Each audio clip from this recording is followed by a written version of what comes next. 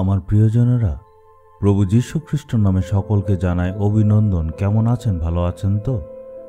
আনন্দে আছেন তো? সাহসে আছেন? প্রভুর সঙ্গে থাকলে সাহসও থাকে। প্রভুর সাথে আপনি চলছেন। ঈশ্বরের সাথে চলা একটা সুন্দর অভিজ্ঞতা, আর ওনার সাথে থাকা সৌভাগ্য। ঈশ্বরের সঙ্গে থাকতে হবে। এটা কি সম্ভব যে ঈশ্বর সবসময় সঙ্গে থাকবেন? যদি আমরা প্রভুকে নিজের মনে গ্রহণ করি, তখন ঈশ্বর বলছেন, আমি তোমাকে কখনো ছেড়ে যাব না। আমি ছেড়ে যাব না মানেটা কি? এর মানে তুমি যেখানে যাও আমি তোমার সঙ্গে সঙ্গে থাকব, সবসময় সঙ্গে থাকব। এই বাক্যটার এটাই হচ্ছে অর্থ। ঈশ্বর যদি সবসময় আমাদের সঙ্গে থাকেন, তাহলে আমাদের মনে আনন্দ তো থাকবেই। কিন্তু জীবনে এত দুঃখ কেন আসে? এই জিনিসটা ভাবতে ভাবতে আপনার মনের মধ্যে অনেক দুঃখ চলে এসছে। আমার জীবনে কেন এমন হচ্ছে? প্রভুর বাক্য কি বলছে? প্রথম পিতর 5 অধ্যায়ের 6 পদ। সেই কারণে ঈশ্বরের পরাক্রমে হাতের নিচে নিজেদের নতনম্র করো, যেন তিনি উপযুক্ত সময়ে তোমাদের উন্নত করেন। প্রভুর পরাক্রমে হাতের নিচে আমাদের নম্রতায় থাকতে হবে। সব রকম কাজের জন্য ঈশ্বর একটা সময় রেখেছেন। এর মানে যখন সঠিক সময় আসবে, তখন ঈশ্বর আপনাকে উন্নত স্থানে নিয়ে যাবেন। হয়তো এখন পরিস্থিতি আপনার ভালো নয়, কিন্তু ঈশ্বর আপনাকে উন্নত স্থানে নিয়ে যাবেন। তাড়াহুড়া করবেন না। অনেক লোকেরা অনেকভাবে চেষ্টা করে কোনো না কোনোভাবে যাতে উঁচু স্থানে পৌঁছয়। এই জন্যই তাদের জীবনে এত দুঃখ কষ্ট রয়েছে। তারা নিরাশার মধ্যে চলে যায়, তাই কখনো তারা উন্নত স্থানে পৌঁছয় না। অল্প সময়ের জন্য ধৈর্যের সাথে থাকুন। প্রভু তার সঠিক সময়ে আপনাকে উঁচু স্থানে নিয়ে যাবেন। এখন কি আপনি ঈশ্বরের হাতে নম্রতাতে আছেন? আপনি ঈশ্বরকে সময় দিন। উনি বলছে, আমার ছেলে, আমার মেয়ে, উচিত সময়ে আমি আশীর্বাদ করব। তোমাকে আমি উঁচু স্থানে নিয়ে যাব। তোমার জন্য বন্ধ রাস্তা আমি খুলে দেব। সেই সঠিক সময়ের জন্য ধৈর্য ধরে আপনি অপেক্ষা করুন। আজকে আমি আমেরিকা থেকে প্রচার করছি। অনেক বছর আগের থেকে আমার ইচ্ছা ছিল আমেরিকা দেশে যাতে আসি, এখানে এসে ঘোরাঘুরি করব, প্রচার করব। এই কারণ ছিল না।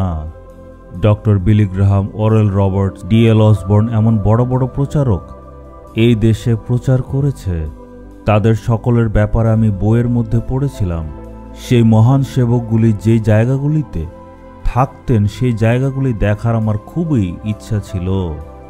আমার সেবা কাজের প্রথম দিকে প্রার্থনা আমি করেছিলাম, বলেছিলাম, প্রভু আপনি আমায় আমেরিকাতে নিয়ে যান। আমাদের দেশে যখন সেবা কাজ হয়েছিল, ওই সময় আমেরিকা থেকে একজন ভাই এসে আমাদের সেবাকে দেখে প্রভাবিত হয়ে আমাদেরকে একটা চিঠি লিখেছিল, আপনি নিশ্চয় আমেরিকা দেশে এসে একবার প্রচার করুন। আর উনার সেই চিঠি দ্বারা আমি ভিসাও পেতে পারতাম। আমি যে কত খুশি হয়েছিলাম।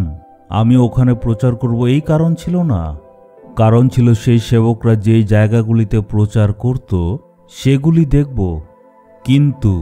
কিন্তু যখন আমি প্রার্থনাতে প্রভু ঈশ্বরের কাছ থেকে অনুমতি চাইলাম, উনি বললেন, এখন তোমার যেতে হবে না। এটা শুনে আমার অনেক দুঃখ হলো, কিন্তু প্রভু যা বললেন সেটা আমি করলাম। আমি ওই ভাইকে চিঠি লিখলাম, এইবার আমেরিকা দেশে আমার আশাটা হবে না। সে ভেবেছে আমি অনেক ব্যস্ত, তাই আসতে পারবো না। পরের বছর সেই ভাই আবার চিঠি লিখল, এই বছর নিশ্চয় আসবেন, প্রচার করার জন্য মিটিং আমি এইখানে আয়োজন করব। আমি সেই চিঠিটাকে ঈশ্বরের চরণের সামনে নিয়ে গেলাম। আমার একটা অভ্যাস, কেউ যদি প্রচার কাজে আমাকে ডাকে, সেই নিমন্ত্রণটাকে প্রভুর চরণে নিয়ে এসে প্রার্থনা করি। আমি জিজ্ঞেস করলাম, প্রভু এইবার কি আমি যাব? কিন্তু ঈশ্বর বললেন, তুমি এইবারও যেতে পারবে না।